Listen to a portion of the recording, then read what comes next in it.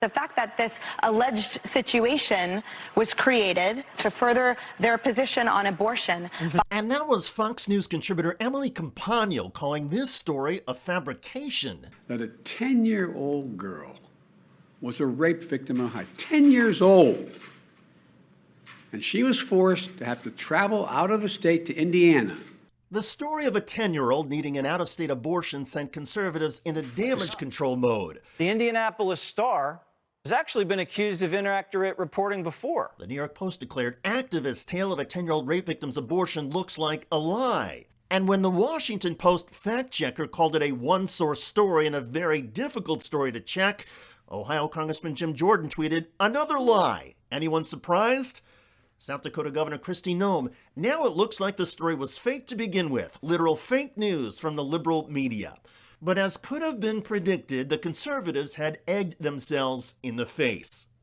The Columbus, Ohio Police Department confirmed today that a 27-year-old man confessed to raping a 10-year-old who then went across state lines to get an abortion. The facts were particularly humiliating for Fox News host Jesse Waters. So Primetime decided to investigate this alleged child rape. But we quickly found out that authorities in Ohio haven't even begun a criminal investigation into the rape. This doesn't make any sense. No one reported this child rape to law enforcement? According to Columbus police, the girl's mother reported the rape and pregnancy to Franklin County Children's Services on June 22nd. And that organization notified law enforcement. I think on the right, they were, little too committed to scoring political points than they were to chasing the facts. And today, I think there's a lot of chagrin, especially on conservative media. Chagrin on conservative media, but any apologies or corrections? Of course not. Hello everybody, I'm David Shuster, and thanks for joining us. Perhaps we should not be surprised that conservatives have been busted yet again, ignoring the facts and embracing absolute nonsense. Still, this case is particularly revealing because it underscores there are at least some conservatives on some level who seem to know they're spewing out crap and engage in a defense mechanism known as projection. In psychology, projection is the process of displacing one's feelings onto a different person, animal, or object. It essentially involves an individual recognizing their own unacceptable traits or impulses in someone else. And in so doing, an individual, say a Fox News host, avoids confronting or seeing things in themselves.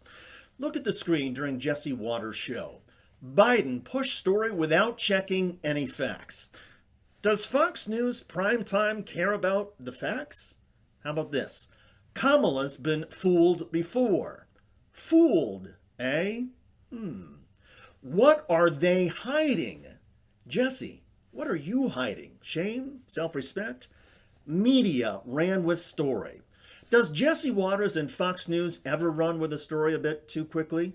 Well, we don't even have to look at any other Jesse Waters show or segment. He got this story about the 10-year-old girl dead wrong, as did other Fox News hosts, as did conservative members of Congress. It's probably easier to live in a fact-free world where you have no obligation to the truth or to reality, but that's not journalism, and the Fox News way of doing things hurts our communities and our nation.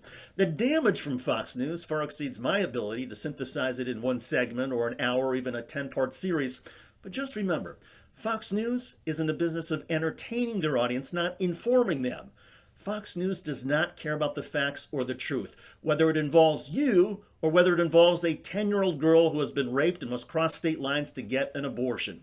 The damage from the end of abortion rights is an inconvenience to Fox News. And remember, conservatives and conservative media are never going to let the facts get in the way of their crap.